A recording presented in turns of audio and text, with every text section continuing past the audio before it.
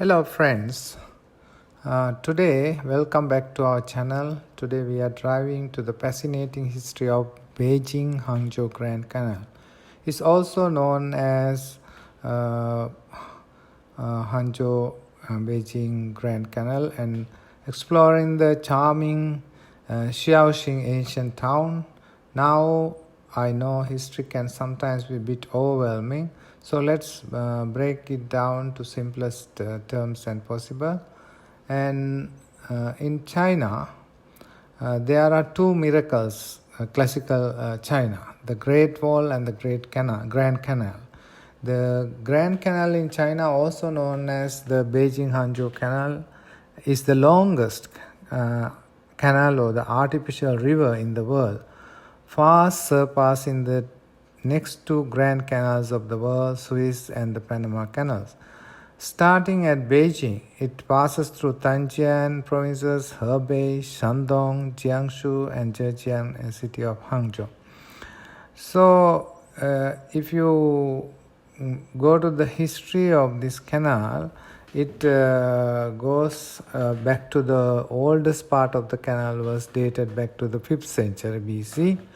All the various sections were finally combined during the Sui dynasty, 581 to 618 CE, and Grand Canal contributed greatly to ensure the Chinese primary economy and thrive in past dynasties. Some more than 2,000 years old, some parts of the canal were still in use, mainly functioning as a water diversion conduit. And the total length of the Grand Canal is 1,776 kilometers or 1,103 miles.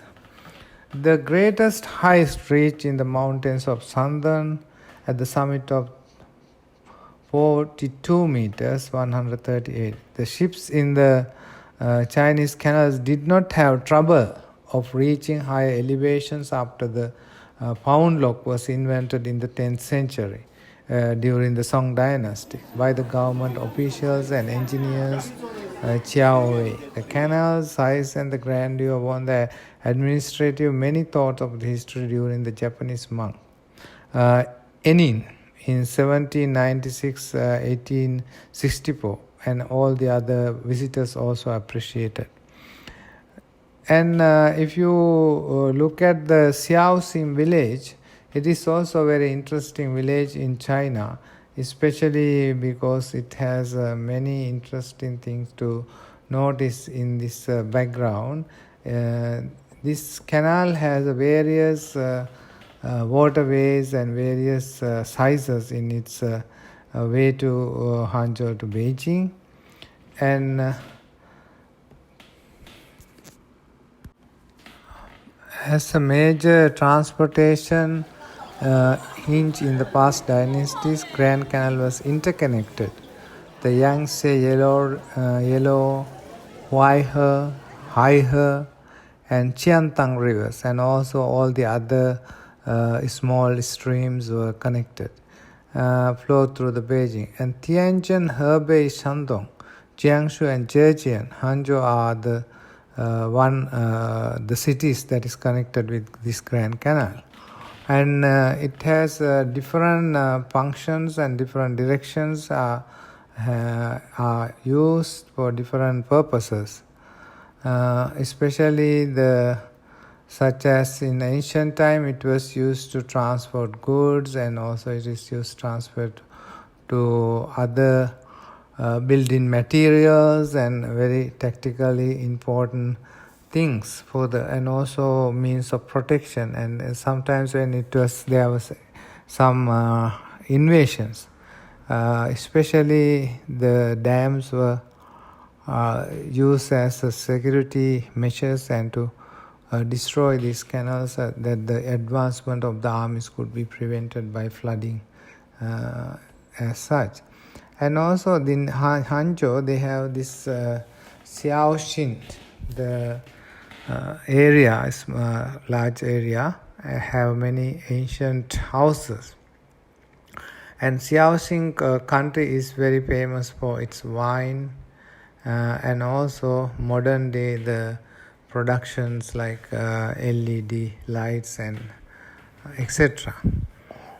China, the southern shore of Hangzhou Bay, Zhejiang province, it is formerly known as Guangxi, Changyin or Yue. The former inhabitants located in the south bank of Yangtze River. Eventually, they were the ones who developed with the emperor. The notable residents of Shaoxing include different clans and different groups. In Shaoxing, also very famous for its sticky or stinky tofu, and also a local variety of Chinese operas. Beijing opera is one of the most famous opera, and the second most popular and well-known opera in the country is this Shaoxing opera, belong to this 2500 anniversary of found in the city. Way back in the 5th century, during the Sui dynasty, the Grand Canal was first planned and constructed. It was a massive undertaking involving lots of digging, moving earth and building locks, manage water levels. But why build such a thing, you ask? Well, think of it as a way move to goods and people easily between those two important cities. It was like the ancient version of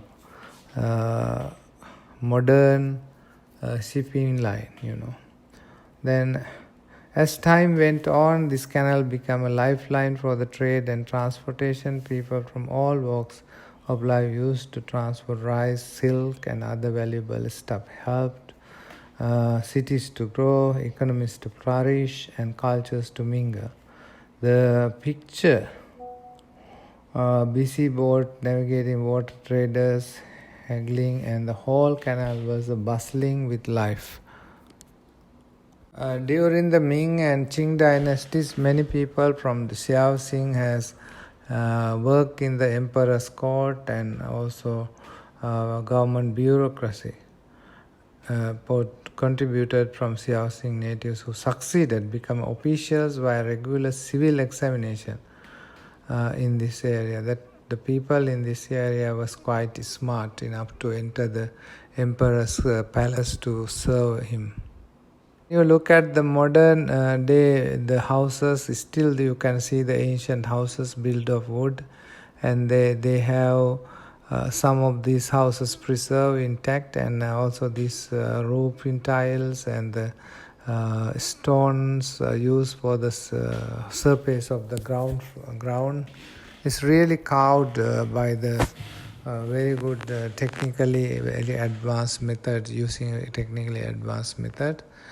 And when you go to these cities, you can buy very souvenirs, many kinds of tasty food, local cuisine, and also you can buy very valuable things as well. And very famous in area in the Hangzhou city for tourists to visit this area and do the shopping and enjoy the local cuisine. One of the other specialty of this area is that every house has leaves attached to on their doors in order to chase away the evil ones from their homes. So hope you enjoy my video. Please subscribe and give it a thumbs up and give it a like.